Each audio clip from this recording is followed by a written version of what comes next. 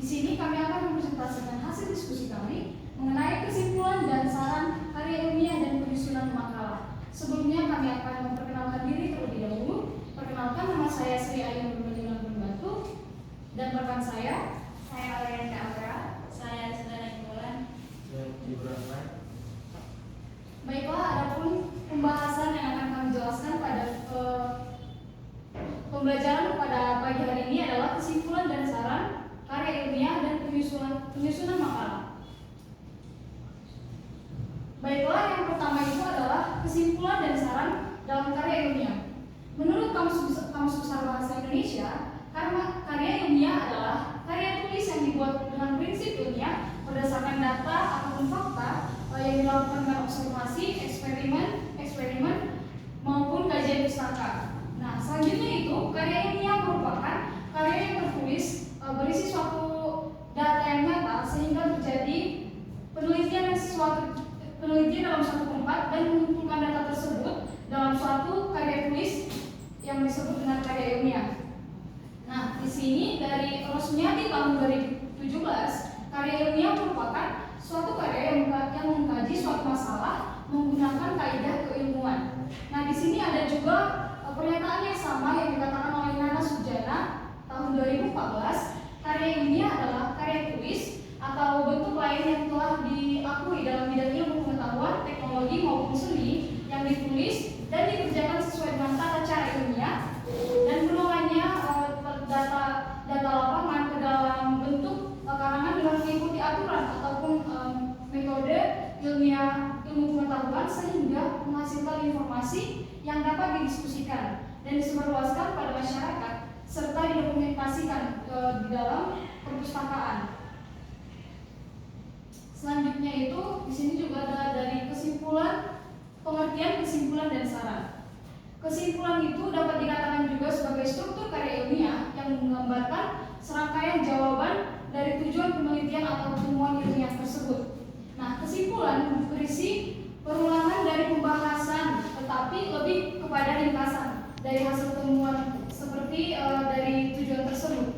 Di bagian akhir kesimpulan dapat juga dituliskan hal-hal yang penting yang akan dilakukan terkait dengan gagasan selanjutnya ataupun dalam penelitian tersebut. Sedangkan saran adalah sesuatu yang diberikan kepada pembaca yang didasarkan atas hasil temuan dalam sebuah penelitian yang dilakukan, bukan hanya berupa pendapat ataupun tinjauan, tapi saran dalam sebuah karya ilmiah juga berisi rekomendasi yang akan memperbaiki suatu penelitian tersebut. Begitu. Selanjutnya adalah fungsi dan ciri-ciri pada kesimpulan dan saran. Di sini ada fungsi kesimpulan. Yang pertama itu merangkum inti pembahasan. Merangkum inti pembahasan itu artinya pada saat kita membuat sebuah karya ilmiah, baik itu makalah, kita akan merangkum isi dari makalah tersebut kepada kesimpulan. Dalam arti di dalam kesimpulan itu kita tidak menuangkan semua yang ada pada makalah tersebut, melainkan hanya ringkasan saja.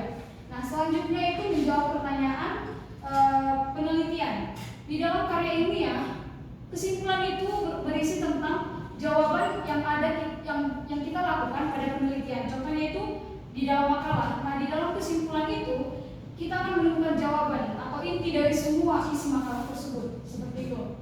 Nah, selanjutnya itu memperkuat argumen. Memperkuat argumen sama seperti yang saya katakan tadi. Di dalam makalah itu kita kan sudah menjelaskan ataupun menjabarkan isi dari makalah. Nah, di dalam kesimpulan itu kita hanya mengulang sekilas atau memperkuat argumen. Nah, selanjutnya adalah memberikan pesan akhir. Memberikan pesan akhir ini adalah sebagai bagian terakhir yang dibaca oleh pembaca. Kesimpulan juga memberikan kesan yang kuat atas pengulangan dari hasil pembuatan karya ilmiah tersebut. Nah, selanjutnya itu memudahkan pemahaman. Apabila kita membaca sebuah makalah, kita tidak perlu membaca semua isi dari makalah tersebut. Tapi kalau misalnya kita buka kesimpulan, pasti kita akan mengerti isi dari makalah tersebut. Nah, selanjutnya itu adalah mengarahkan pada tindak lanjut. Setelah kita membaca kesimpulan tersebut dalam suatu makalah, kita akan mengetahui tindakan apa yang akan kita lakukan yang tidak ada pada makalah tersebut. Contohnya, di dalam makalah tersebut tidak menjelaskan ciri-ciri teks deskripsi begitu. Maka tindakan selanjutnya kita akan menjelaskan pada makalah tersebut ciri-ciri dari teks teks deskripsi seperti itu. Baiklah, selanjutnya ada di sini ciri-ciri fungsi dari saran. Di sini ada 4, yaitu memberikan rekomendasi. Baiklah, kembali seperti tadi contoh dari makalah. Setelah kita mempresentasikan hasil diskusi seperti yang kami lakukan, maka teman-teman yang mendengarkan atau pembaca bisa memberikan saran untuk memperbaiki makalah tersebut. Nah, selanjutnya itu menjadi panduan. Dari saran, setelah kita mendapatkan saran tersebut, kita bisa memperbaiki apa saja yang ingin diperbaiki pada suatu makalah atau karya ilmiah. Nah, yang ketiga itu mengusulkan solusi. Seperti contohnya pada saat kita menulis makalah, penulisan makalah atau karya ilmiah tidak selalu itu sempurna, maka kita setelah menerima saran, kita akan mendapatkan solusi ataupun pembaca juga akan mengusulkan solusi untuk memperbaiki makalah tersebut. Nah, yang terakhir itu adalah mengarahkan penelitian selanjutnya. Dari saran itu seperti kesimpulan juga, tapi saran itu lebih ke memperbaiki. Nah, selanjutnya adalah ciri-ciri kesimpulan. Di ciri-ciri kesimpulan itu membuat intisari tulisan, menjawab rumusan masalah, serta dimulai dari hal khusus ke hal umum, menggunakan kosakata baku serta berhubungan sebab akibat. Nah, di sini dapat kita simpulkan atau dapat saya jelaskan itu satu kesatuan. Ciri-ciri kesimpulan itu adalah mulai dari kita menjabarkan inti-inti yang penting dalam suatu makalah tersebut, lalu kita akan melihat dalam kesimpulan tersebut rumusan masalahnya yang telah dijawab. Nah, itu akan memuat hanya bagian-bagian umum saja, pengertian contohnya pengertian kesimpulan dan saran, apa saja yang mempengaruhi seperti itu. Serta dia harus menggunakan kosakata yang baku karena itu dalam penulisan karya ilmiah seperti itu. Serta berhubungan sebab akibat. Dalam kesimpulan itu tidak mungkin tidak memiliki sebab akibat, pasti di dalam kesimpulan memuat semua, tapi hanya menjabarkan intisari saja. Nah, selanjutnya itu adalah ciri-ciri dari saran karya ilmiah. Seperti pada fungsi itu hampir sama, tapi ini ciri-cirinya. Di sini ada 5 ciri-ciri, yaitu berupa rekomendasi, bersifat praktis, ditujukan untuk peneliti selanjutnya, menggunakan kata harapan, dan tidak lebih dari 200 kata. Nah, di saran ini saya akan menjelaskan menggunakan kata harapan. Nah, di dalam saran pasti akan ada kata penulis diharapkan atau membaca diharapkan, begitu untuk penelitian selanjutnya. Baiklah teman-teman, demikian yang bisa saya sampaikan. Selanjutnya akan dilanjutkan oleh rekan saya. Di sini saya akan menjelaskan tentang metode penulisan kesimpulan dan saran. Yang pertama, metode penulisan kesimpulan ada beberapa teknik dalam membuat sebuah kesimpulan. Antara lain yang pertama ada teknik generalisasi. Teknik generalisasi adalah salah satu teknik dalam membuat sebuah kesimpulan. Tujuan utama teknik generalisasi ini adalah untuk mencapai satu kesimpulan umum. Hal ini dapat ditentukan setelah melakukan penelitian dengan fakta ataupun data yang nyata. Kemudian yang kedua ada teknik analogi. Teknik analogi ini adalah dalam membuat sebuah kesimpulan karya ilmiah akan dilakukan dengan menggunakan teknik analogi.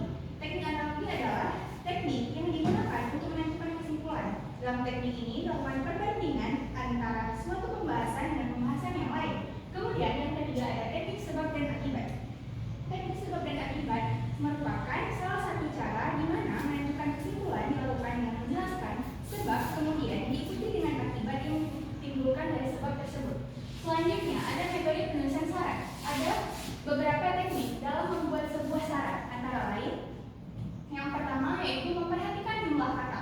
Memperhatikan jumlah kata ini dalam salah satu artikel di laman media Indonesia dijelaskan bahwa jumlah kata untuk menulis saran yaitu lebih dari 200 kata supaya lebih efektif. Namun di dalam laman resmi Gramedia dijelaskan sebaliknya. Berdasarkan pernyataan di atas dapat disimpulkan bahwa penulisan sebuah saran itu tergantung pada panduan penulisan laporan penelitian. Selanjutnya ada mengungkapkan harapan. Mengungkapkan harapan usai memperhatikan jumlah kata dan mengetahui berapa maksimal kata yang harus diikuti dalam membuat saran penelitian.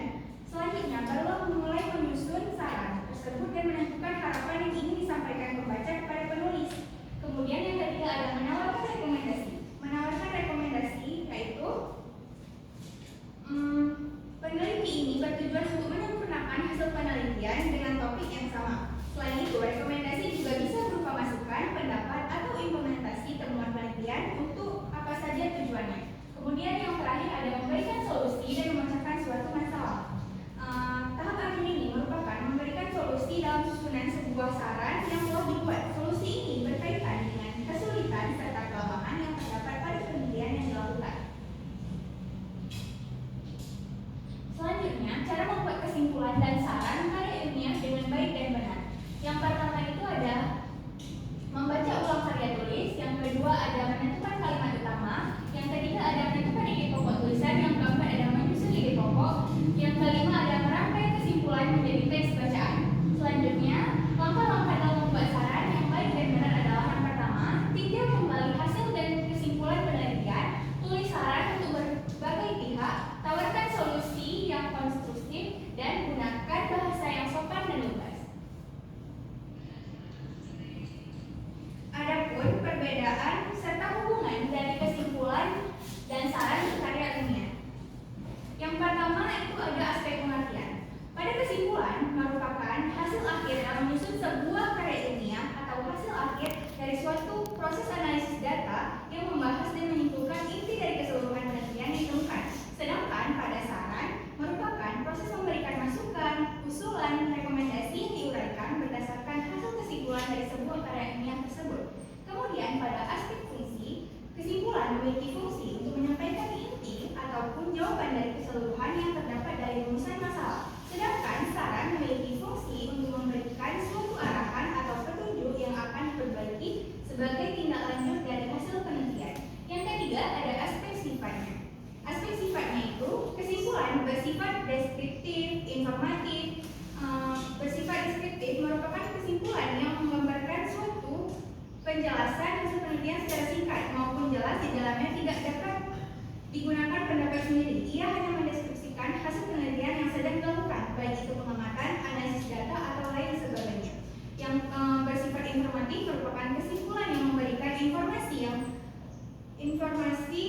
yang sangat penting kepada pembaca mengenai hasil penelitian tersebut.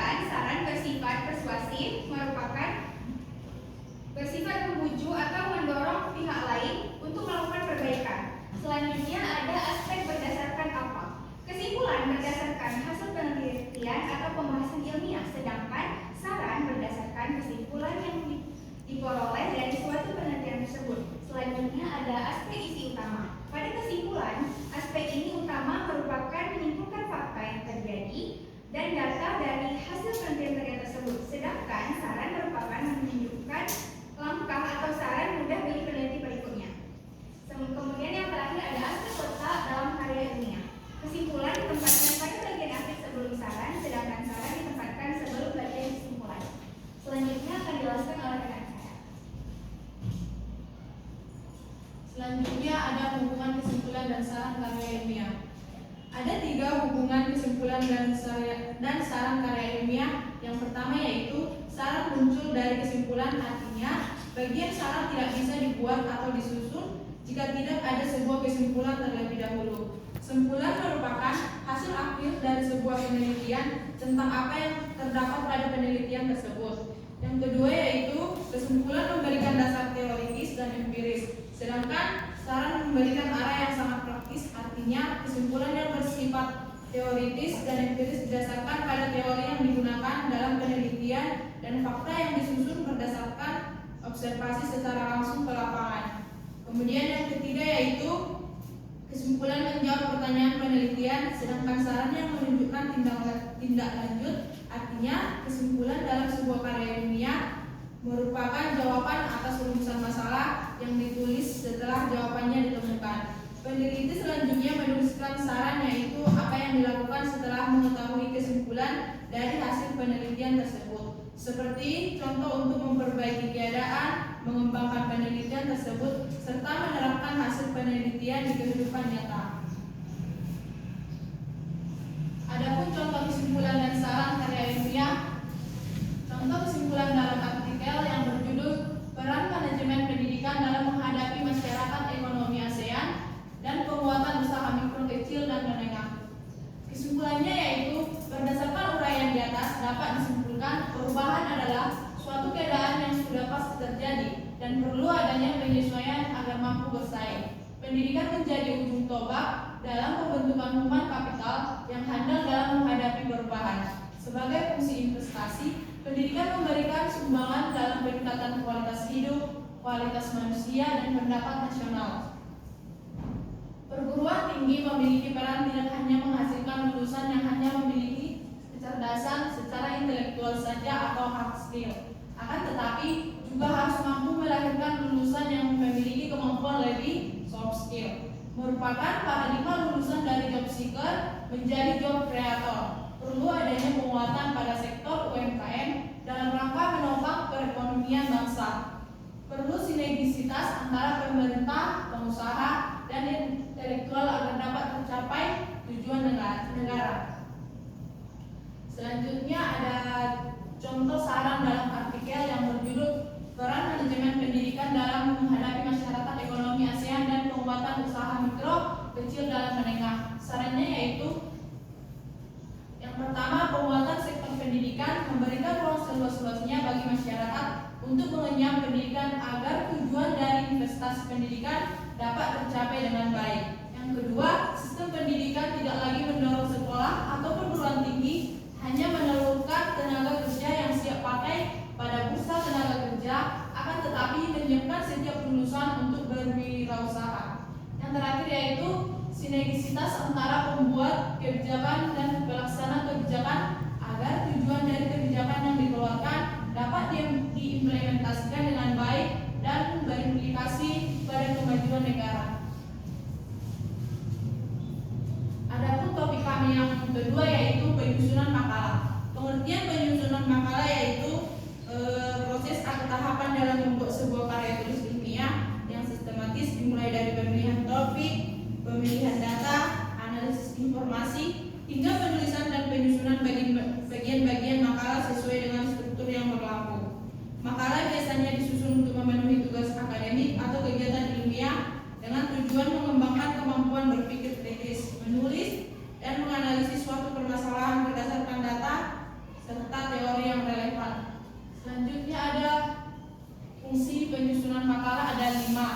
Yang pertama itu ada sebagai latihan akademik dan ilmiah, di mana makalah berfungsi sebagai sarana latihan bagi siswa atau mahasiswa untuk mengembangkan kemampuan berpikir ilmiah. Yang kedua yaitu sebagai sarana pembelajaran dan pendalaman materi, di mana makalah juga berfungsi sebagai alat pembelajaran yang efektif.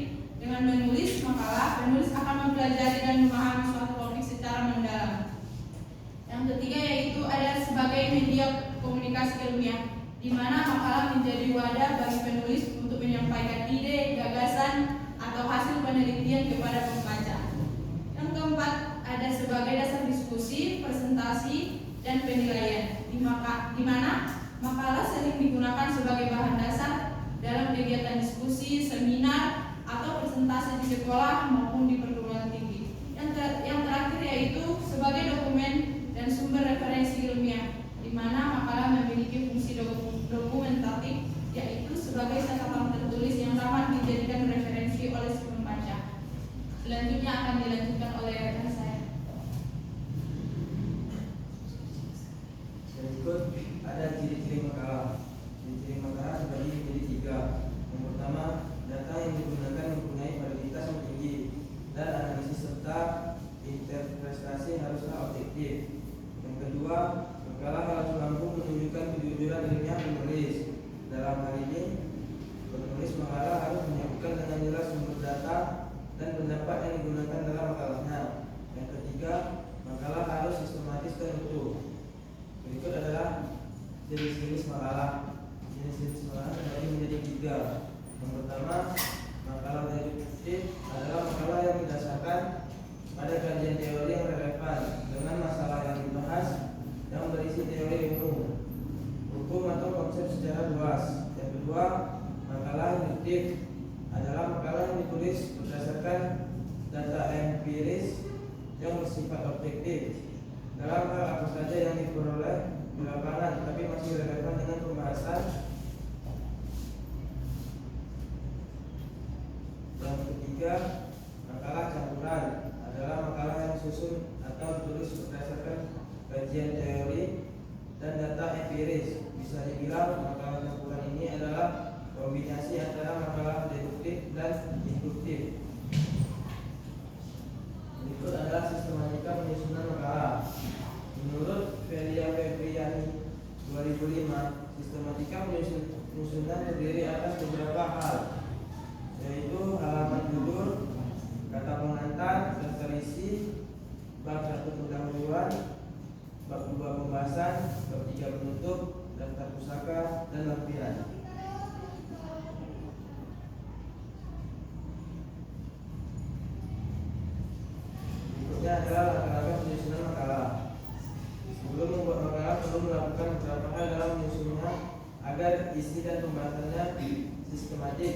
Berikut langkah-langkah dalam menyusun makalah. Yang pertama, adalah menentukan topik. Pilih topik yang menarik, relevan, dan sesuai dengan bidang yang akan dibahas.